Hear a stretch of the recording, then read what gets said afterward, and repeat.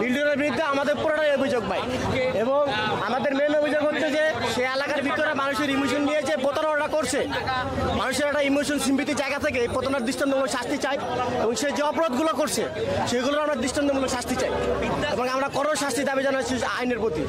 কারণ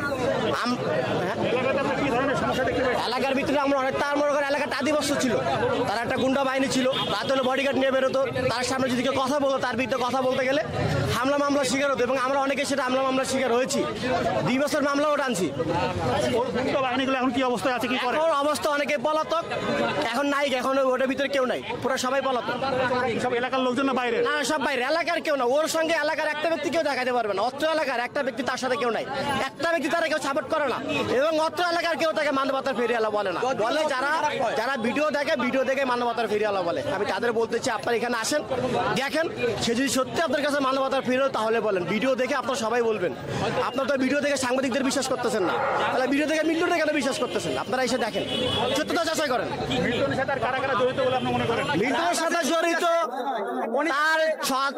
তার যে বাহিনী ছিল, তার যে ওয়াইফ, পুরা সিন্ডিকেটই তার, এবং তার সাথে তার উপর মনে হাত আছে, আইনেরও হাত আছে, তাদের ইমোশনের জায়গা, সবাই তাকে সাপোর্ট করে, আইনও তাকে মনে করেন যে প্রতি মাসে মাসে ওই শিশু তাকে ত্রাণ দেয়। এখানে আমাদের কিছু বলার থাকে না, বড় বড় অফিসাররা আসে, আমাদের কিছু কথা বলতে গেলে মারধরের শিকার, হামলা মামলা শিকার হই, কারণ আমাদের ফ্যামিলি আছে, আমাদের এলাকা থাকতে হবে, এবং তারা সবসময় আমরা অ্যাভয়েড করে চলতে হয়, কিছু করার নেই। মিল্টন সমদ্দার ও তার ওয়াইফের বিরুদ্ধে যে অভিযোগগুলো রয়েছে সেগুলো যথাযথ তদন্তের মাধ্যমে তাদেরকে উপযুক্ত শাস্তির আওতায় আনার দাবি জানিয়েছেন এলাকাবাসী। ভাই একটা জিনিস জিজ্ঞাসা করি, আমরা সাংবাদিক তো একটু ধরেন খারাপই, তেমন ধরনের তো আমাকে সন্দেহটা বেশি। আমি যেভাবে নিয়ে রাখছি ওইভাবে চলে, একদিন বাইর করছি, খালি ওই যে যেদিন দেখতে গেলাম 2 মাস পরে, বুঝছেন, ওই দিনই বাইর করছিলাম, এই কারণে কি চকচকা? এই কারণে চকচকা।